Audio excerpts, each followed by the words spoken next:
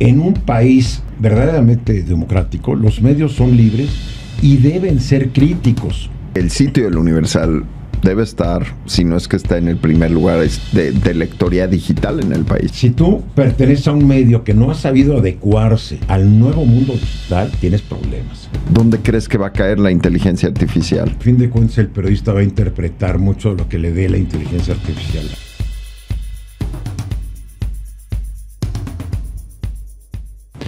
Hola, ¿cómo están todos? Bienvenidos al podcast de Merca 2.0. Yo soy Álvaro Rattinger y estoy muy feliz, como siempre, de tenerlos con nosotros. Les agradezco mucho por vernos, les agradezco mucho por suscribirse al canal, por ser parte de esta comunidad que semana a semana crece, y en la medida en la que sigamos teniendo este crecimiento, pues tenemos la oportunidad de cada vez tener mejores invitados, cada vez tener más espacio para ustedes, cada vez poder dedicar más tiempo y presupuesto a ampliarlo. Entonces, gracias por suscribirse, gracias por ser parte de este esfuerzo, y hoy muy contento porque estoy con alguien con el que he colaborado casi 20 años en la radio, con Eduardo Ruiz Gili, que ha sido en gran medida un mentor, ha sido un amigo, ha sido un compañero en muchísimas emisiones de radio en vivo y en otros programas, en Fuego Cruzado, en Radio Fórmula, etcétera. Eduardo, bienvenido, gracias por estar aquí. Ya son 20 años. 20 años. Eras un niño. Era un bebé cuando empezamos juntos. Ya llovió. Sí, ya llovió. Yo creo que la primera vez que estuve contigo en radio debe haber sido 2000, 2001, por ahí. Sí, más o menos. Sí, fácilmente. Wow. Sí, ahí en universidad, en los estudios de universidad. En 2020 ya estábamos en Avenida Universidad. En 2000 ya estábamos en universidad. Sí, ya estamos en universidad. Todavía me tocó en privada de Horacio grabar Fuego Cruzado. En la cabina. Me tocó ir a radio un par de veces contigo, no Fuego Cruzado, el programa, justo en privada. Al programa de la mañana. Sí, al programa de la mañana. Eran horribles las instalaciones, esas y las de Avenida Universidad, la verdad. Pero bueno, es lo que había. Es lo que había, pero tenían su mística. A mí, tengo que decirte que las de privada de Horacio me gustaban mucho. Había un café enfrente en la esquina, seguramente, sí, claro, te acuerdas. Tomamos cafecito. La verdad es que eran instalaciones provisionales que se convirtieron en permanentes. Después del temblor de 1985, las instalaciones de Radio Fórmula que estaban en la avenida Cuauhtémoc se cayeron. Y el Sindicato de Trabajadores de la Radio y la Televisión pues se solidarizó con Fórmula y les dijo: tenemos este edificio en privada de Horacio en Polanco, úsenlo para transmitir. Entonces, en cuestión de días la adecuaron para poder transmitir la señal de Fórmula. ¿Y qué pasó? Pues que pasaron 85, 95, 2005, 2022 y 2023, y hasta entonces estuvo parte de Fórmula ahí en privada de Horacio y otra parte en Avenida Universidad, en lo que habían sido los estudios de Discos Orfeón. Cuando se arranca el proyecto de Telefórmula, pues dicen: a ver, en Avenida Universidad tenemos estos foros donde se grabaron toda la música popular de los 60s y los 70s, Enrique Guzmán, los Rocos del Ritmo, o sea, todo lo que fueron los grandes grupos que estuvieron en Discos Orfeón. Entonces ahí también improvisaron una estación de televisión. No sé, ¿recuerdas cuando empezamos a hacer el programa en tele? La escenografía eran unas telas que colgaban. Sí, me acuerdo. Horrible, ¿no? Y pues es parte de una evolución, ¿no? Es parte de una evolución. Hoy tenemos unas instalaciones muy bonitas, muy agradables. Es otra tecnología. Yo empecé en radio cuando los programas los grababan de carrete a carrete. Después ya nos modernizamos y los empezaron a grabar en cassette. Después se modernizaron más y los empezaron a grabar en CD. Y después a DATS, y ahora totalmente digital. Ahora todo es digital. Así es esto. Tú empezaste a finales de los años 80 dirigiendo el programa. En radio yo empecé en noviembre del 89 con Fuego Cruzado, que tú ya mencionaste, que era un programa de debates donde en aquella época pues pasaron por ese programa Felipe Calderón, Vicente Fox, gente que fue muy famosa en la política, y fue el primer programa donde realmente se debatía fuerte y los problemas del país y los problemas de la localidad, ¿no? Ya después todo el mundo empezó a hacer debates. Hoy cualquier estación ya tiene gente haciendo debates, generalmente muy aburridos, porque los moderadores quieren verse tan moderados que nunca dan a conocer su propio punto de vista. yo creo que si eres moderador también tienes que participar en el debate, es mi forma de pensar. Entonces dejé de usar ese formato, porque ya todo el mundo lo hace. Yo veo el periodismo, especialmente el periodismo del Reino Unido, donde los medios tienen posición, donde dicen estoy a favor o en contra. Claro. ¿Por qué en México hay esta idea de que el periodista tiene que ser totalmente agnóstico y no tener posición y no tener opinión? A ver, lo que tú dices de la Unión Europea, de Inglaterra, del Reino Unido, también se da en Francia y se da en Italia. Los periódicos tienen su ideología y se identifican con una ideología de un partido político. Lo mismo las estaciones de radio, televisión. En Estados Unidos tú ves una clara tendencia de CNN y MSNBC que están del lado de la izquierda, ¿verdad? Progresista, y está Fox que está del lado de la derecha, recalcitrante, vamos a llamarla así. En México yo creo que el experimento de la libertad de expresión y de la libre manifestación de las ideas, que apenas empezó en el año 2000 con Vicente Fox, y hay que darle ese crédito, que el señor decidió respetar nuestros derechos, que no habían respetado ninguno de sus antecesores, que también después Calderón no las quiso respetar, Peña Nieto pues tampoco mucho, y el actual presidente sí las ha respetado, porque me consta. Pero entonces creo que los medios, para no meterse en problemas, dijeron, vamos a darle cabida a todos, el periódico no va a tomar posiciones. Entonces inventaron de que, a ver, PRI, PAN, PRD, escriban una vez a la semana. Así fue. Entonces tenías la columna del PRI, la del PRD, la del PAN, y los periódicos como que no querían tomar. Con el tiempo ya empiezan a tomar posición los periódicos. Tú sabes que Reformes y el Universal, por ejemplo, son totalmente en contra de la 4T. Sabes que La Jornada está a favor de la 4T. Sabes que el Excelsior es un periódico lambiscón que quiere quedar bien con la 4T. Entonces cada uno trae su perfilito, ¿no? No que los lea nadie, porque en México ya nadie lee periódicos. Todo el mundo los lee aquí, ¿no? Y las primeras planas a veces y las columnas. Entonces es una evolución de un régimen represivo que en México existió pues durante todo el siglo XX, vamos a decirlo así, y que apenas llevamos 24 años con un régimen de libre manifestación de las ideas en los medios de comunicación, y con todo y todo en algunos estados de la República los gobernadores son muy represores. El presidente actual no es represor, no sé cómo vaya a ser la sucesora, no lo sé, no tengo la menor idea. Ya cuando llegue el momento, pues veremos. ¿Y cómo se manifestaba esta represión? En el sexenio de Carlos Salinas yo me fui 6 meses del aire, porque en un programa que yo fundé que se llama Fórmula Financiera, pues nos burlamos un poco de Jaime Serrapuche, que en aquella época era el secretario de Economía, y pues no le gustó la crítica y se quejó en Gobernación. Se quejó. Y voy para afuera, porque la que después fue al PRD como una gran defensora de la libertad de los mexicanos, que en aquella era priista, en aquella época se llama Socorro Díaz Palacios, era la subsecretaria, pues le mandó una carta a Fórmula diciendo que yo ponía en riesgo la concesión. Así, represión pura. Pues me dijeron, ¿sabes qué? Vete, y me fui 6 meses y regresé porque tuve que ir a pedirle perdón a Jaime Serrapuche. Pero el mundo, la vida todo se lo cobra. Jaime Serrapuche después fue muy efímero secretario de Hacienda con Zedillo, y hoy pues, es presidente de BBVA. Se acomodó bien. Las cosas. Está bien, y mira, cada quien sigue su camino. Él lo tomó personalmente. Yo nunca tomo personalmente nada. A ver, él se quejó, me fastidiaron 6 meses. Pues así es. ¿Le guardo yo rencor? Claro que no. Pues digo, así es. Él estaba en la posición de poder donde podía fastidiarme. Pues lo hizo. Está bien. Así son las reglas.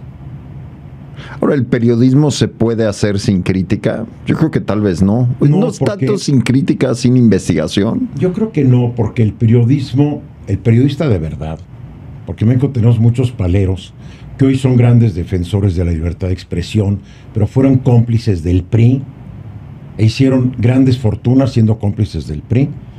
Tenemos periodistas que son archimillonarios que no fue por el sueldo, te lo puedo apostar. Y no fueron críticos, criticaban a quienes le decían critica este, critica aquel, no critiques. En un país verdaderamente democrático, los medios son libres y deben ser críticos, porque el gobierno tiene todo este gran aparato para decirnos todo lo que está bien hecho y por qué son geniales. Los ciudadanos no tienen realmente grandes foros. El periodista debe tratar de representar por lo menos a un segmento del público al cual tal vez él pertenece y criticar lo que ve que está mal. Y los países verdaderamente democráticos tienen periodismo crítico. En México todavía no llegamos a eso, porque no somos un país verdaderamente democrático. Somos un país en transición a no sé dónde. Somos un país que tuvo regímenes autoritarios desde el primer gobernante Olmeca, me imagino, hasta el año 2000. Entonces no tenemos una gran tradición democrática. Los políticos que hoy compiten por los cargos se formaron en ese sistema autoritario, por eso todos tienen cierta venita autoritaria, les cuesta trabajo la democracia. ¿Por qué? Porque pues, así se dio el país. México no es un país que se formó con una gran y profunda convicción democrática. México surgió, y surgió con todos los defectos de la corona española, de los cacicazgos indígenas. Es la herencia que traemos. Caciques indígenas que eran a veces tlatoanis y sacerdotes que tenían en sus manos la vida y la muerte de sus súbditos, y después viene la corona española, pues que también era como una teocracia, con un rey que estaba designado por Dios, y si no pensabas como él y como la Iglesia Católica, pues te cambiaban leña verde. Es nuestra tradición política. No somos un país que tampoco reciba muy bien el periodismo. Digo, tú tienes 4 premios o 5 premios de periodismo, 4, 96, 97, 98 y 2014. No hay muchos periodistas en México que tengan 4 premios. Pero yo no estoy convencido, Eduardo, que la audiencia esté también tan dispuesta a recibir periodismo a alto nivel. Y menos ahorita que estamos tan polarizados. Mira, todo es un factor cultural y educativo. Tenemos un sistema educativo defectuoso desde la fundación de la República. Somos un país con una gran pobreza. Somos un país que históricamente tuvo presupuestos muy bajos. Hasta que el petróleo dejó de ser una fuente fundamental de ingresos del gobierno, mucha gente no pagaba impuestos. Médicos, ingenieros, periodistas no pagaban impuestos y nadie les pedía que los pagaran, porque ahí estaba Pemex alimentando la maquinaria gubernamental. Pero nunca ha habido suficiente dinero para un sistema educativo de calidad. Yo pasé por el sistema educativo mexicano, mi primaria, secundaria y preparatoria, 2 años de universidad en la UNAM, y la verdad, yo lo reconozco ahorita, fue una educación sumamente mediocre y deficiente. Yo porque tuve un gran ejemplo en casa de ser lector. Mi madre era una gran lectora, mi padre era un científico que estudiaba mucho. Entonces el chico me dio por leer. Si no hubiera sido por eso, quién sabe dónde estaría yo. Porque la verdad, y si le pido a toda la gente que nos ve y que nos escuche, que haga una autocrítica y diga si realmente recibió una educación de calidad comparada con la que podrías obtener en un país desarrollado, generalmente europeo o asiático. No lo recibimos. Ya están las pruebas PISA que lo demuestran, no las que realiza la OCDE, que siempre es una mediocridad total. Y en las pruebas PISA participan niños de escuelas públicas y privadas, O sea, estamos fregados. Las universidades de México, la mejor calificada es la UNAM, es el lugar 150. Somos la economía 14, 11, 10, depende de cómo hagas la medición. Es para que tuviéramos una universidad dentro de las primeras, voy a ser amable, 50. La UNAM es la mejor, lugar 150. Ya después siguen un bolón de escuelas, ¿no? Entonces, somos reflejo. El periodismo también es reflejo de eso. Y el público también es reflejo de eso. Pero eso lo ves en casi todos los países. Métete a Twitter. ¿A quiénes siguen la gente? En X, ahora es X. Artistas, futbolistas. Los políticos, están. Igual en Facebook. Las redes sociales que los periodistas creemos son tan indispensables para el proceso democrático, yo creo que no lo son tanto. porque los que participamos somos los mismos. No, la gente está siguiendo a Taylor Swift, por favor, que tiene no sé cuántos, 20, no sé, millones de seguidores o más. Sí, probablemente Taylor Swift tendrá más incidencia en la próxima campaña de política de Estados Unidos que los mismos candidatos. Claro que sí. Y en México tiene más influencia la actriz que esté de moda en la telenovela de más rating y el futbolista que esté metiendo más goles. Es la realidad. ¿Para qué no hacemos guajes?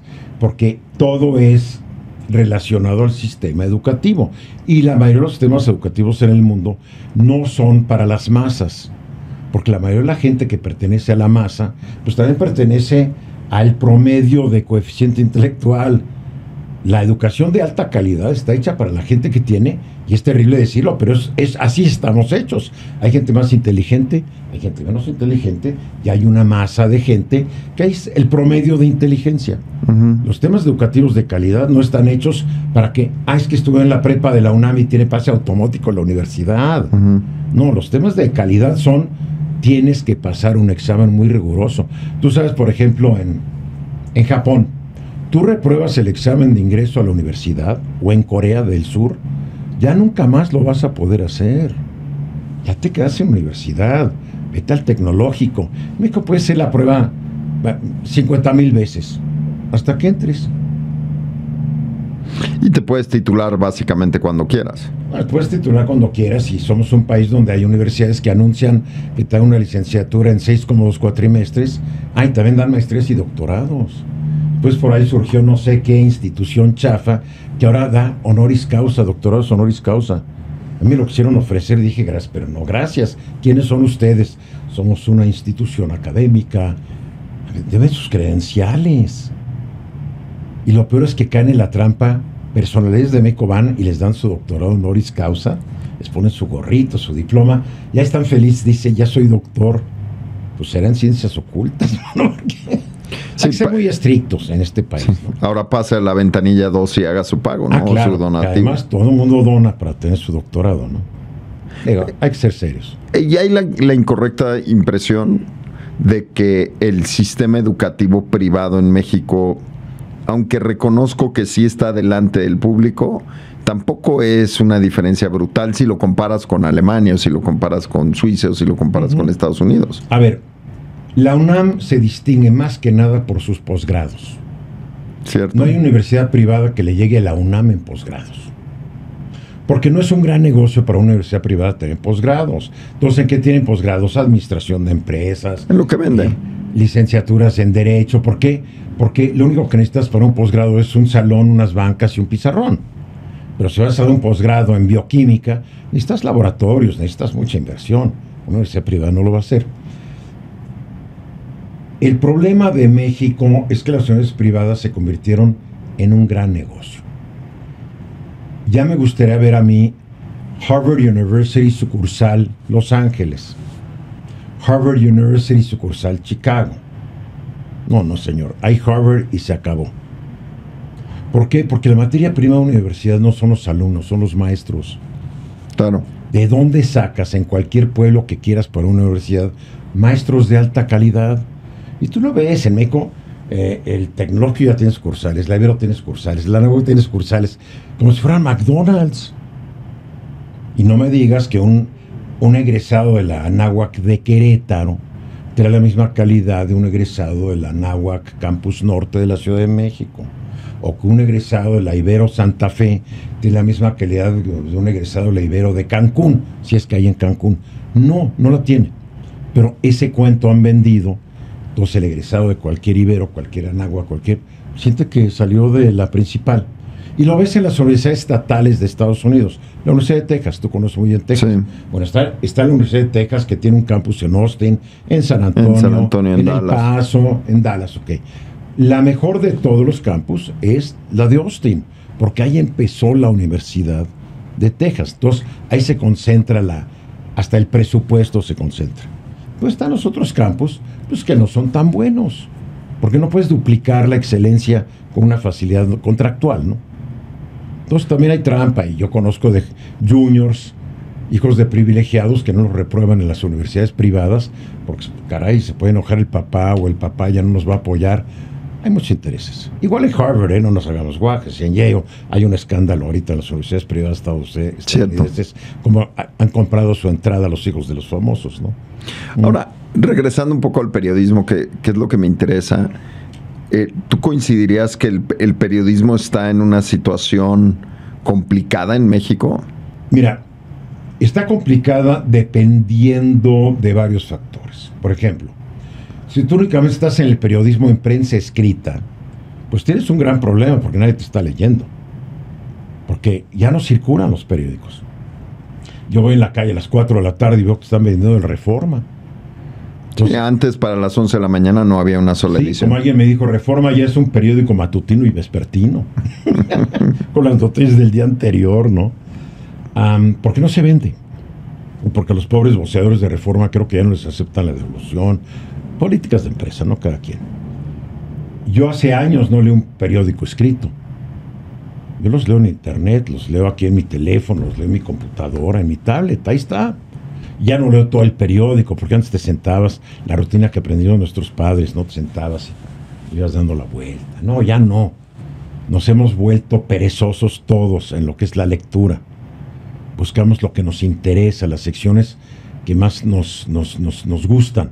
Hay gente que nomás se va a la sección de deportes, no le interesa otra cosa.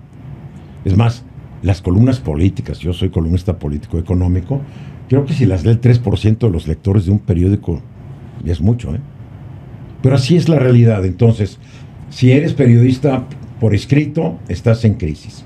Si eres periodista de provincia y que te acostumbraste a vivir del subsidio gubernamental durante décadas, pues ya se acabó y qué bueno. Ahora, si no puedes vivir de las suscripciones o de la gente que compre tu periódico, pues mereces quebrar, porque esta es la ley de la oferta y la demanda. Si no has sabido migrar tu talento a las redes sociales y al internet para que la gente siga tu publicación por los nuevos medios digitales, pues mereces quebrar. Yo te doy casos, por ejemplo, El Imparcial de Sonora, allá en Hermosillo. Tiene un sitio web que la gente la ve y la ve y la ve. El Universal en la Ciudad de México. El Universal era el periódico de mayor circulación. Ahora pues digo... Yo me atrevería a decir que el sitio del Universal debe estar, si no es que está en el primer lugar de lectoría digital en el país. Con cientos de miles de personas diario, lo que en su vida como periódico impreso logró. No, en realidad era un periódico del Distrito Federal. Sí, no, y en algunos lugares en el interior de la República, si acaso. Mira, en México nunca ha habido periódicos nacionales. Eso lo inventaron los periódicos de la Ciudad de México. Entonces, publicaban su periódico en la Ciudad de México, mandaban 20, 30 ejemplares a las capitales de los estados. De esos 20 o 30, 5 ejemplares iban a la oficina del gobernador. Y los otros 10 a 15 se iban al kiosco, al puesto de periódicos del Zócalo. Entonces ya somos un periódico nacional. No es cierto, no lo eran. Pero entonces, si tú perteneces a un medio que no ha sabido adecuarse al nuevo mundo digital, tienes problemas. Si eres el propietario de un medio que nomás vivió, es feo decir chayote, o de la extorsión, o del subsidio gubernamental, estás frito porque se acabó y qué bueno. Ahora tienes que vender publicidad. Y si quieres que el gobierno se anuncie, tienes que demostrar que tienes lectores, que tienes seguidores, que tienes público que te ve en YouTube. Lo tienes que demostrar, porque el gobierno López Obrador, excepto La Jornada, porque La Jornada es el periódico oficial de la 4T, compra publicidad en algunos medios que le garantiza que le van a dar difusión a sus cosas. El alcance. El alcance, ¿no? Entonces, creo que como propietario de un medio, si no sabes adecuar, mueres. Muchos propietarios de medios actualmente son empresarios en otras industrias y tienen un periódico para defender sus otros negocios. Y es válido, no hay problema. Jeff Bezos es el dueño del Washington Post, ¿no? Y ahí se defiende. Como periodista, si antes vivías del subsidio gubernamental, pues ahora tienes que vivir de tus ahorros, corazón, ¿no? O te las tienes que ingeniar para que la gente te siga en redes sociales, en YouTube, y tener mucha paciencia porque monetizar una página de YouTube o lo que sea, pues tienes que tener no sé cuántos cientos de miles o millones de seguidores para que sea negocio. No es fácil. Y estás compitiendo en YouTube Tú estás ahorita en YouTube, yo tengo mi Ruiz Gili Times en YouTube. Estás compitiendo contra todos los youtuberos del planeta Tierra, para empezar. Y contra el mismo algoritmo, ¿no? Y contra el mismo algoritmo. Si YouTube decide cambiar las políticas, tu alcance se va al 5% de un día para otro. Y lo hace a cada rato. Tú lo sabes. Sí. Lo hace cada rato. ¿Para qué? Para que, a ver, muévete otra vez, Angelito, ¿no? Entonces yo creo que estamos en una época de transición de los medios tradicionales a los nuevos medios. ¿Cómo va a quedar? No lo sé. Porque esto empezó apenas hace poco tiempo. Esto empezó a fines de los 90, yo diría, ¿no? Ya cuando empiezan a pegar fuerte las redes sociales, con Obama en su campaña presidencial, que la gente se reía de él porque estaba en Twitter. Sí. ¿No? Y porque buscaba gente que lo apoyara en Facebook. Sí. O sea que estamos hablando de un fenómeno de 30 años. 30 años no es suficiente para acabar, bueno, sí puedo acabar con las tecnologías anteriores, pero creo que todavía no se define bien para dónde va el asunto. Todos estamos como que en una nao de China, navegando el Pacífico y esperando que no llegue una tormenta, porque no sabemos para dónde nos pueda llevar. Yo creo que es el periodismo hoy en redes sociales lo que estamos viendo, porque además sobreestimamos la importancia de redes sociales para el periodismo.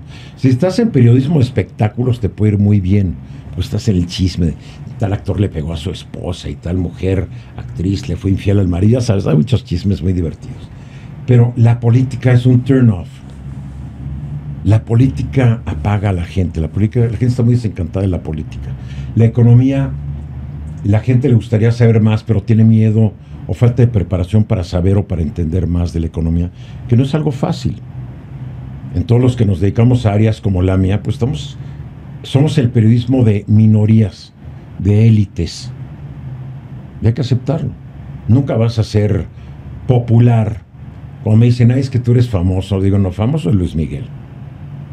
Un periodista político-económico nunca va a ser famoso ni popular. Tal vez reconocido. Reconocido en cierto círculo. Y muchas gracias. Y no te quedas la película. La verdad. Oye, ¿y no coincidirías conmigo que hay una confusión entre periodismo y generadores de contenido? En México hay esta falsa idea que un periodista nomás es un reportero. Y el primero que la propala es el señor presidente Andrés Manuel López Obrador. Él cree que un periodista reportero es el único periodista. No, hay muchos géneros periodísticos. Yo soy un periodista de opinión. Yo soy un periodista que hago análisis y hago comentario. Trato de basarme siempre en datos, en los números y en la información. Yo no soy reportero. Como dicen, ¿por qué no vas a la mañanera? Digo, porque Fórmula tiene su reportera o su reportero ahí. No es mi chamba. Entonces, cuando yo veo colegas que han ido a la mañanera, pues me queda claro que lo único que están buscando es ser notorios, porque saben que en la mañanera los va a ver más gente a veces que en sus propios programas. Es un poco fuerte. No, pero es la verdad. Es la verdad, no nos hagamos cosas. A ver, ¿qué tiene que estar haciendo Jorge Ramos en la mañanera? Solamente ir a increpar y que lo graben. Claro, notoriedad. Sí. Notoriedad. Bueno, cada quien su estrategia, yo no estoy de acuerdo. Yo por eso no he ido a una mañanera, ni iré, porque no es mi especialidad. Mi especialidad no es la fuente de la presidencia. Mi especialidad es analizar decisiones del presidente con base en los datos que tengo y determinar, de acuerdo a mi información, a mi criterio, a mi formación y a la información, si es una buena decisión o una mala decisión. Pero es una especialidad. Entonces, en México está esta idea medio chueca de que tienes que ser un reportero para ser periodista.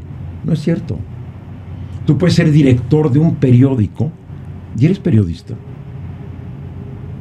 Director editorial, claro, el que está en la contabilidad del periódico no es periodista, ¿no? Pero el director editorial que está viendo las notas y dándole jerarquía, cuál es la primera que va a salir, la segunda, pues es un periodista. Entonces, un generador de contenido para ti está actuando más como reportero que como un periodista. ¿Qué defines como generador de contenido? Pues todas estas personas que están... y no estoy hablando de los influencers, para no meterme, ¿no? Estoy hablando de este ejercicio donde a partir probablemente de ver el video de YouTube de la mañanera quieren tratar de ganar la nota, una participación de la nota, el interés de lo que está diciendo el presidente. Mira, yo creo que hay que conocer los periodistas porque es el nuevo periodismo. ven en la mañanera y agarran las partes que les gustaron. Y vean, amigos, vean qué fregón estuvo López Obrador. Y se madrió a López Obrador y ja. ¿Por qué? Porque son periodistas que están por convicción o por interés a favor del presidente. Pero después están los otros y dicen, vean qué pendejada dijo el presidente esta mañana. Sí, amigos, vean el error que hizo. Y pum. Pues pueden ser, son periodistas de opinión, hay que decirlo. Tienen más seguidores que yo en YouTube estos. Sí. Digo, tienen millones de seguidores, porque además el nuevo fenómeno es que si quieres audiencia, sé polarizador. Entonces, si eres periodista que estás todo el día pegando al presidente y a la 4T, te van a seguir todos los que detestan a la 4T y al presidente. Y van a considerar que eres buen periodista porque estás haciendo lo que ellos quieren ver. Lo que ellos creen que es lo correcto. Y si por el otro lado adulas todo el tiempo al presidente, los que quieren al presidente y apoyan a la 4T quieren que tú eres el gran periodista. Para mí eso no es ser un periodista. Un periodista sí debe tener sus opiniones, pero tiene que estar basado en los hechos. Hay un senador gringo hace muchos años, Moynihan, que era un senador demócrata por Nueva York, que en una comparecencia de no sé qué persona en el Senado, pues la persona empezó a hablar y hasta que Moynihan le dijo, a ver, señor, yo le quiero decir, usted tiene todo el derecho a sus opiniones, pero no tiene el derecho a sus hechos, porque los números están ahí, los datos están ahí. Tú no puedes llegar como el presidente López Obrador, yo tengo otros datos. No, señor. En México se murieron 800,000 personas por la pandemia, aunque el presidente nos jure que fueron 300,000. Son los hechos. Entonces creo que estos periodistas que son o chairos o fifís, o críticos contumaces o aduladores irredentos, pues es un periodismo panfletario, vamos a decirlo así. Periodismo panfletario.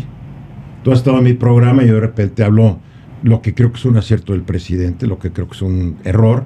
Me burlo del presidente. Uso mucho la ironía porque él se presta a que lo ironices. Ahora sus clases que está dando de historia, ¿no? Son como historia 1.0. Porque casi parece que la única historia que aprendió el presidente en estas conferencias que está dando en su mañanera fue del libro de texto de tercer año de primaria. O inventa héroes que nadie sabía que existían porque se le acomodan bien a su discurso. Entonces hay alguien que está diciendo que es genial esto, ¿no? Perdóname, no lo es. Ay, pero cuando haces periodismo basado en hechos, actualmente, Eduardo, es mucho más difícil encontrar aliados en la audiencia.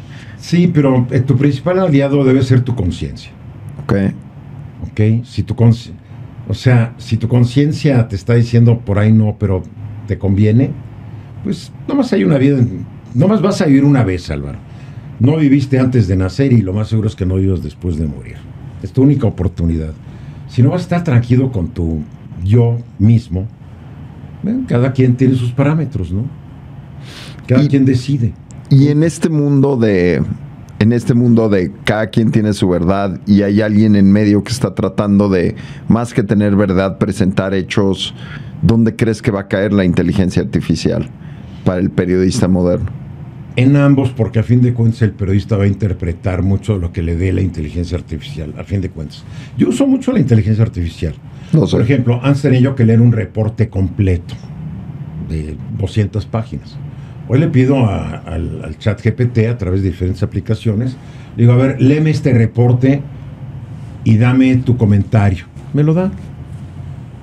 Comparo eso con el reporte original, pues vas escaneando con tus ojos el reporte original y lo comparas. Yo le digo, a ver, quiero que me des un comentario del capítulo 1, del capítulo 2, yo me voy capítulo por capítulo. Entonces, lo que me da el chat GPT es que me ahorra horas de lectura.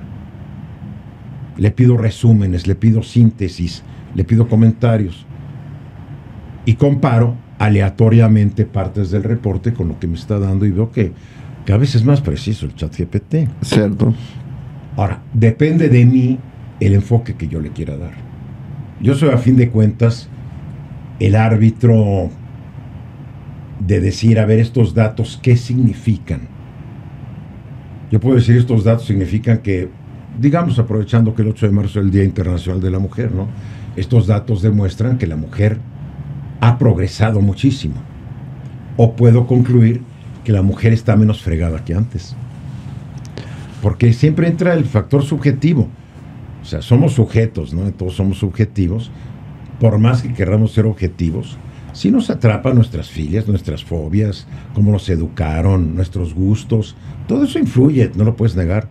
Pero el ChatGPT, la inteligencia artificial, para mí es un instrumento que me ahorra tiempo, pero no decide por mí. Ahora, dándote la razón, porque estoy de acuerdo contigo, también no puedo evitar poner en la mesa que depende cuándo la uses. Porque hay una gran diferencia en que utilices ChatGPT para que te haga resumen de un libro cuando has leído tú en lo personal 100 libros, por decir un número. Y hay una diferencia cuando no has leído ninguno y le pides que te haga el resumen. Hay un proceso diferente. Claro. Entonces, no estoy tan convencido que la inteligencia artificial sea una herramienta que necesariamente va a levantar los niveles de periodismo. No necesariamente me los va a levantar, porque a fin de cuentas todo termina radicándose en el ser humano, que es el periodista. Punto. O sea, puede haber periodistas que leen ChatGPT y tal cual y lo lanzan, ¿no? No, tienes que tener criterio crítico, tienes que tener, a ver, ¿qué me está diciendo todo esto que me está diciendo el ChatGPT? ¿Cómo lo voy a interpretar? El ChatGPT, más que para mí, es un gran proveedor de datos. Yo le digo, por ejemplo, esta tabla, quiero que me acomodes estos resultados de mayor a menor y quiero que me hagas un promedio de los diferentes números para saber cuál es el promedio de todos estos datos. Me lo hace muy bien. Han tenido que alimentar todo en una tabla de Excel, ¿verdad? Y meter mis formulitas que nunca me las pude aprender bien hasta que terminaba, ¿no? Después le digo a ChatGPT, bueno, con esta tabla, dime qué significa que este tenga esta calificación y este que tenga la otra calificación. Claro, yo ya leí dentro del documento original el criterio, pero el ChatGPT me lo hace en cuestión de 2 segundos. Pues me facilita el trabajo. Es un gran facilitador. Es como tu coche. Tú tienes 2 opciones. Puedes venir a pie desde tu casa, o en tu coche, o en tu bicicleta, o en tus patines. Es un instrumento más. Punto. No es la panacea. Es un instrumento valioso, pero el cerebro tiene que estar detrás. ¿Por qué crees que dicen que la inteligencia artificial va a eliminar miles de empleos? ¿Por qué? Porque la inteligencia artificial le va a decir a tu coche por dónde irse, y como el GP5, la velocidad, ¿no? El G5, y al rato va a ser el G6, el 8 y el 10, pues el coche va a estar procesando información de qué tiene enfrente y a los lados más rápido que tu cerebro, ¿no? Entonces el coche ahí va y te va llevando. Perfecto, para eso es excelente. Pero para los empleos donde a fin de cuentas se va a necesitar el criterio del ser humano, está difícil que lo sustituya. Está puesto, ¿no? Profesiones repetitivas, profesiones como chofer de un camión, entonces se van a acabar. Pero analistas de números, analistas de datos, no se van a acabar, porque a pesar que el ChatGPT pueda hacer el análisis, en última instancia, un ser humano le va a tener que dar validez o no a esos datos. Entonces, en tu opinión, este uso de esta herramienta pues, hará mejores periodistas en cierta medida. No necesariamente. ¿No? Pues puede ser peores. Cualquier tecnología implica, a ver, un avión se inventó porque el ser humano quería volar. Ahí están los hermanos Wright volando. Okay. Entonces empezaron a decir, oye, qué padre, con esto podemos llevar el correo más rápido. Entonces a un avioncito, a un biplano, ¿verdad? Le subieron un costalito de cartas y se iban de Chicago a Wichita, ¿no? Ahí iban con su avioncito. Después llega la Primera Guerra Mundial y dicen, oye, ¿y si tiramos bombas? Podemos tirar unas granadas a los que están abajo. Mira, ay, qué padre, qué divertido, ¿no? Una tecnología se crea y el ser humano decide qué uso. Ve los drones. Los drones empezaron como juguetes. y ve lo que está pasando en Ucrania. Con tu dron, yo nunca los pude manejar, pero veías a chavitos con su dron volando. ¿Y ahora qué? Ahora con un dron de $80 puedes destruir un tanque que cuesta millones de dólares. ¿Por qué? Porque entonces va el dron volando, encuentra que hay un tanque que no cerraron la escotilla arriba, y entra la bombita, la granadita, entra y vuela, y los tipos que ya viven adentro ni cuenta se dieron. Es más, ni los van a encontrar porque quedaron hechos pinole, ¿no? Entonces, pero también te sirve para llevar medicinas a un lugar aislado. La tecnología, el ser humano es el que siempre le da estos usos desde que Tales empezó con su primera piedrita. Dijo, esto me sirve para prender fuego, para matar al vecino, para matar a un conejo que tengo enfrente. Qué buena onda. Pero un día me cae gordo, ¿no? Y pues, también. El ser humano es así, porque tampoco nos hagamos. El ser humano es depredador, el ser humano es agresivo, el ser humano es territorial. Y así evolucionamos. Si no, en vez de estar aquí en este estudio con sus luces, estaremos en una cueva todavía, ¿eh? ¿Y tú crees que, hablando del ser humano y hablando del cambio, me gustaría regresar a si tú crees que el periodismo es un vehículo de cambio en México? Yo creo que sí. Yo creo que es un vehículo de cambio en todos los países, pero no sé si es un vehículo de cambio para bien o para mal. ¿Por qué? Porque vimos que desde que llegó Fox, la apertura democrática, las mañas gubernamentales hacia los medios de comunicación, los periodistas, se mantuvieron iguales que durante la época del PRI. Siguieron repartiendo dinero, no varió nada. Entonces el periodismo siguió funcionando para prolongar una mala relación, una relación enferma entre el poder público y el poder de los medios. Ahora con López Obrador yo le doy el crédito. Eso se acabó. Los medios quieren sobrevivir, sobrevivan. Háganle. A ver, es un producto como cualquiera. Si no hay demanda por ese producto, pues ese producto merece que no se venda. Punto. Es más, nunca se vendieron mucho los periódicos en este país. ¿Cuál necesidad tenías de vender periódicos si el gobierno estaba pasando millones de pesos al mes? Casi por no publicar. Estoy de acuerdo. Hubo presidentes en este país donde desaparecían tiros completos en camiones, ¿no? Sí.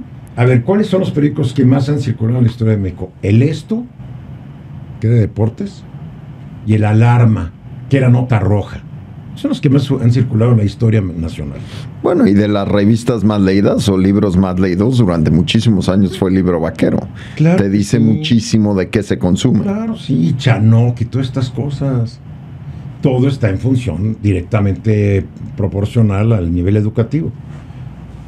Y si regresamos al nivel educativo, yo conozco gente muy exitosa, pero te pones a hablar con ellos y su cultura sobre lo que pasa en el mundo es bastante limitada. Su cultura política es limitada. O sea, ¿por qué? Porque todos somos reflejos de un sistema educativo fallido que no te enseñó a apreciar las humanidades, que no te enseñó a apreciar las artes. O sea, en México, una ciudad de 20 millones de habitantes, tiene una estación de música clásica. Y bueno, eso porque la mantiene el gobierno. El currículum de la SEP sigue utilizando la flauta esa de plástico. Sí, la flautita de pico. Que todo el mundo acaba usando como cerbatana en la escuela y desarmándola. Además. Sí. O sea, ponte a pensar, tú vas a un concierto en Bellas Artes, pues nunca está lleno, a menos que sea algo muy extraordinario. Vas a la Nezahualcóyotl, a menos que sea algo extraordinario, se llena. Bueno, yo te preguntaría, ¿cuántos intérpretes de flauta excepcionales tiene México? Bueno, México no tiene intérpretes excepcionales de casi nada, porque el arte y la cultura cuestan. ¿Por qué crees que el Renacimiento se da en ciudades ricas de Italia? Florencia, Pisa, Milán, Venecia, eran ciudades riquísimas. En el norte de Italia, ¿no? Específicamente. Sí. O en Roma, donde estaba el Papa, ¿no? Creo que la pregunta entonces del millón, Eduardo, es ¿qué quieres cambiar tú con el periodismo? Eres conferencista, estás en muchos medios, estás en periódicos, estás en radio, estás en tele, etcétera. ¿Qué te queda a ti por cambiar? ¿Qué quieres cambiar tú a través del periodismo? Mira, yo estoy en contra de, tal vez porque ya me he vuelto muy cínico, pero el periodista redentor, como que es cosa del pasado. Habemos tantos hablando, habemos tantos opinando, que nos diluimos dentro de un mar de opinadores. No es como antes, que había el periodista y el columnista, y no, eso ya pasó, porque además el público también se volvió más cínico. Antes tú veías a alguien que salía en la tele y decías, mira, sale en la tele y te emocionabas. Hoy ya nadie se emociona. Ay, yo te veo en la tele, gracias, y hasta ahí muere, ¿no? Como que los periodistas ya no nos ven como seres superiores. Nunca lo fueron, en realidad. Pero así los veían. Pues, o sea, la imagen que creaba la televisión era impresionante. Y antes de eso, la radio. Pero ya no. Porque ya nos hemos vuelto tan cotidianos. Y después estamos en redes sociales, se enteran de nuestras vidas. O sea, ya esta imagen del periodista que está arriba de los demás, creo que ya no existe. Y creo que el periodista tampoco somos redentores. Yo me limito a decir lo que yo pienso. La gente que me quiera creer, bien. La gente que no me quiera creer, bien. La gente que esté de acuerdo, bienvenida. La que no esté de acuerdo, pues que le cambien de estación, que lean otro periódico. ¿Qué quiero cambiar? Con que la gente que me siga se ponga a pensar, que reflexione. Para eso tenemos neuronas, porque pareciera que a México y al resto del mundo cada vez más estamos controlados por las hormonas que por las neuronas. Y caray, las hormonas pues controlan la conducta de mi perro, de mi gato, de cualquier ser no racional. Yo sé que los seres humanos somos disque racionales, somos bastante irracionales. Pero tenemos esa gran capacidad de que cuando tienes hechos enfrente de ti, tienes números, tienes argumentos sólidos y te quieres abrir a ellos, pues puedes aprender algo nuevo, puedes cambiar de opinión, porque cambiar de opinión no tiene nada de malo. Y una vez se me acercó una persona en una conferencia que di, me dijo, yo puse mi propio negocio, Eduardo. Le dije, felicidades. Me dice, lo puse porque un día hablaste tú sobre la importancia de los emprendedores en tu programa de radio y decidí arrancar mi propio negocio. Ya con eso me doy por bien servido, ¿eh? Con que puedas influir en la vida de una persona, ya pasaste por el planeta Tierra y te mueres porque ya influiste en una persona. Hay gente que toda su vida no influye sobre nadie. Claro. Entonces, lo único que yo hago es tratar de motivar a que la gente piense, que se inquiete un poco y le dé curiosidad para aprender más de lo que sucede a su alrededor. Que no sean solamente espectadores pasivos, sean actores de su propia vida. A ver, viene una elección bien importante. A mí me da mucha tristeza cuando la gente, pese a toda la evidencia, creo que contigo también me he peleado, de que puede ganar Xóchitl. Está bien, pero yo creo que la gente que cree que puede ganar Xóchitl parte de un principio que es, me gustaría que gane Xóchitl. Bueno, hay una diferencia entre percepción y perspectiva. La percepción es lo que tú percibes, quieres que pase, está influenciada por tus deseos. La perspectiva es algo informado de los datos. Punto. Yo hace unos días di todas las encuestas que pude encontrar, incluidas las que están metodológicamente avaladas por el INE. Dije, a ver, son las encuestas. Xóchitl tiene un 38% de preferencias y Claudia tiene un 50 y tantos por ciento de preferencias. Hay 17 puntos, 20 puntos. En 85 días es muy difícil que se remonte esa diferencia. Esto no quiere decir que yo diga que quiero que gane Claudia, o que esté yo diciendo que quiero que pierda Xóchitl. Son los números. Yo no me voy a estas cosas que ahora ya saben las teorías. Está el S1 y el S2. El S1 son los mexicanos que están insatisfechos con López Obrador. El S2 son la gente que no sabe qué va a hacer. Y empiezan a hacer todo un mundo de escenarios. Y es muy divertido los escenarios. Yo estaba viendo escenarios desde que entré al periodismo, pero como yo hice encuestas en una época de mi vida, yo veo las encuestas y digo, por ahí va la realidad. Cuando yo veo que desde julio del año pasado hasta ahorita, la candidata oficial se mantiene en un 50 y tantos, y que la de la oposición se mantiene en un 30 y tantos, es que la gente ya decidió. Pero salen, es que muchos mexicanos no contestan la verdad. Tienen miedo de decir por quién van a votar. Por favor, eso tal vez funcionó en otras épocas. Los mexicanos ya no se callan la boca. Los mexicanos dicen lo que piensan, lo que dicen. Digo, ahí está tanto que cualquier persona en la calle que veas feo hasta te ve feo, ¿no? Pero los mexicanos ya no somos esta población. Hijo, no voy a decir, ¿qué tal si el encuestador es de Morena y digo que le voy a Xochitl, después me van a quitar mi ayuda social? Eso ya no existe. Es una imposibilidad, ¿me entiendes? Entonces, yo veo una serie de encuestas en un periodo determinado y veo cómo van las encuestas. Y todo me indica que, salvo que ocurra algo catastrófico o surja un escándalo alrededor de la figura de Claudia Sheinbaum,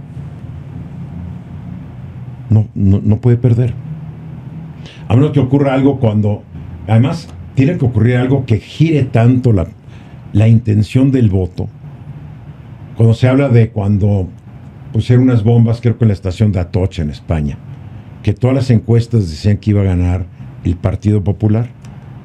Entonces, están estas bombas, hay varios muertos, y sale la gente del Partido Popular. Creemos que fueron musulmanes, islámicos, etcétera. Y sale a fin de cuentas que eran terroristas vascos o así. Pues vino un desprestigio del gobierno del Partido Popular Conservador, que ganó el PSOE, pero antes de la elección también la ventaja era por muy pocos puntos. Y bueno, y también pasó con Obama y Sandy, ¿no? Sí, pero eran pocos puntos. Ahorita, ¿qué dicen? ¿Que va a ganar Trump porque tiene 5 puntos de ventaja sobre Biden? Pues no, señor, 5 puntos te está poniendo que están virtualmente empatados si tomas los márgenes de confianza y los márgenes de error, etcétera, etcétera. Y ocurrió lo mismo hace 4 años. Iba nariz con nariz. Y cuando compitió contra Hillary Clinton, iba nariz con nariz. Se nos olvida esto, ¿no? Entonces las encuestas, cuando son tantas, dices, chin, es inevitable. ¿Cuál es mi chamba? A ver, señores, esto es inevitable. Apoyen a su candidata, voten por ella, pero esto es inevitable. ¿Por qué? Porque Claudia lleva 5 años de campaña y Xochitl lleva desde que la destapó López Obrador. Todos los astros están en contra de Xochitl. Xochitl es la candidata carismática al frente de una campaña desorganizada, donde ni los presidentes de los partidos le hacen caso. Y Claudia es la cabeza poco carismática de una campaña muy bien organizada. Fíjate qué paradójico, ¿no? Sí, muy paradójico. Ahora, a ti te ha tocado ver cualquier cantidad de campañas, cualquier cantidad de gobiernos. Desde la de Miguel de la Madrid. La primera entrevista a un candidato presidencial se le hizo a Miguel de la Madrid, arriba del avión de la Fuerza Aérea Mexicana que llevaba el candidato del PRI de una ciudad a otro. No, era un avión de la Fuerza Aérea, no, porque no era presidente. Claro, el TP1 te lo dan te lo daban cuando eras presidente. Pero el candidato del PRI viajaba en aviones de la Fuerza Aérea Mexicana, pues era oficial, ¿no? Y ahí lo entrevisté, fue mi primera entrevista, estoy hablando del año 82. ¿Puede cambiar México? Todos los países pueden cambiar y todos los países cambian, pero los cambios son graduales. A menos que hubo una revolución. O sea, en México hubo una revolución, una guerra de 3 años entre liberales y conservadores. La ganaron los liberales, los conservadores perdieron, trajeron a Maximiliano, después perdieron esa. Y en México se transformó en donde la iglesia pasó a un término muy minúsculo, le quitaron sus propiedades. O sea, eso fue una gran transformación, ¿no? Cuando los liberales se imponen sobre los conservadores que querían mantener los fueros de la iglesia y del ejército, entre otras cosas. Okay. Fue un cambio. La Revolución Mexicana sí hubo cambios, en el sentido de que se acabaron los latifundios y esto y aquello, pero no resolvieron problemas ancestrales como la pobreza, la ignorancia. No acabaron con problemas como la corrupción, el cacicazgo, porque son problemas de origen muy profundo en México. Y va a tardar mucho en cambiar. Los países, es como la evolución humana, ¿no? Como especie, los más optimistas dicen que llevamos 300,000 años como especie y que seguimos en evolución. Pero la evolución es tan lenta que no nos damos cuenta, y tal vez dentro de 200 años o dentro de 200,000 años digan, qué diferente eran estos del siglo XXI, ¿no? Claro. Puede ser. Los países cambian, pero hay un factor, los países cambian, pero no resuelven sus problemas ancestrales. En México la polarización se debe a que nunca se resolvió el problema entre liberales y conservadores. Sigue vivo. Sigue vivo. En Estados Unidos nunca se resolvió el problema entre los Estados Unidos de América y los Estados Confederados de América. A la fecha sigue siendo el problema. El Partido Demócrata, después de la Guerra Civil, era el partido de los confederados. Pero después las cosas empezaron a cambiar y hoy el partido de los exconfederados es el Partido Republicano. Y tú ves que la mayoría de los republicanos vienen de los estados de la vieja confederación que se peleó contra el país Estados Unidos. Los estados que perdieron la guerra civil, más añade otros estados que se volvieron muy conservadores porque los evangélicos, etcétera, etcétera, que el evangelismo es una manifestación que viene del sur de Estados Unidos. No resolvieron su problema, no resolvieron su problema de esclavitud, no resolvieron su problema de racismo, y ahí está, llega un candidato como Donald Trump y despierta esos rencores, esos dolores, esas cosas no resueltas, y ve cómo pega. Llega López Obrador y despierta lo mismo. Y lo estás viendo en Francia con Le Pen, y lo viste con el Brexit en el Reino Unido. Y con Milei. ¿No? La vieja y con el Reino Unido, fuimos una potencia y vamos a regresar a ser el Reino Unido. El Reino Unido dejó de ser una gran potencia después de la Primera Guerra Mundial, ¿no? Pero en fin, lo ves con Milei. Vamos a ser otra vez el país más fuerte del mundo, que es una mentira. Con el PIB per cápita más grande del mundo. Que es una mentira. Es una mentira contextual. Lo que pasa es que en ese momento Argentina está en una posición histórica y contextual que le permitía... Y porque exportaba grano y comida y no tenía otra cosa, y eran 5 argentinos, ¿no? Pero porque los populistas saben aderezar las cosas, ¿no? Saben enmarcar la narrativa, y la narrativa es resultado de mensaje y repetición. Claro. Y la entienden bien. Vamos a ver cuánto dura Milei. Porque sus recetas son tan dolorosas que hasta la gente que votó, que ya se quedó sin chamba, ¿tú crees que está muy contenta? Hijo, ¿por qué voté por Milei? Ya me corrieron. ¿Por qué voté por Milei? La inflación se fue para arriba. Claro, Milei dijo, esto va a tardar tiempo, pero cuando no tienes dinero para llevar cena a tu casa, el tiempo es 24 horas. Entonces Milei, yo veo que, a ver si se pone abusado, si no hay otro golpe de Estado en Argentina. ¿Por qué? Porque está polarizando por la vía económica, y los únicos que benefician una polarización económica son los que ya tienen. Siempre. Entonces, imagínate, si está en inflación de 140, creo que ya fueron a 180. Digo, no puedes comer. Estamos viendo un mundo interesante que es muy similar al mundo que ha existido siempre. A ver, ahorita hay un problema de depresión, de suicidios, de tristeza, de insatisfacción con la vida. ¿Sabes que lo mismo ocurrió después de la pandemia de 1918? Sí. Lo mismo. Después de la pandemia de 1918, 11 años después, vino el crack. 1929. Porque es donde se empezaron a generar las condiciones. En México, en el mundo, el crack del 2008-2009 empezó a generar las condiciones para lo que estamos viendo hoy. Porque además del 2008-2009 ya fue la primera pandemia que surgió en México del H1N1. O sea, todo tiene una explicación si volteas para atrás. Todo. El problema es que los seres humanos, en la mayoría de los países del mundo, no nos enseñan historia, no nos enseñan a apreciar la historia. No hay buenos maestros de historia. Entonces no estudias lo que pasó antes. Regresas a el déficit de educación. Claro, el déficit de educación y esta añoranza es que nunca hemos estado peor. por favor, hemos estado mucho peor en México en épocas pasadas. ¿Tú crees que nos decían la verdad durante los 80 años del PRI?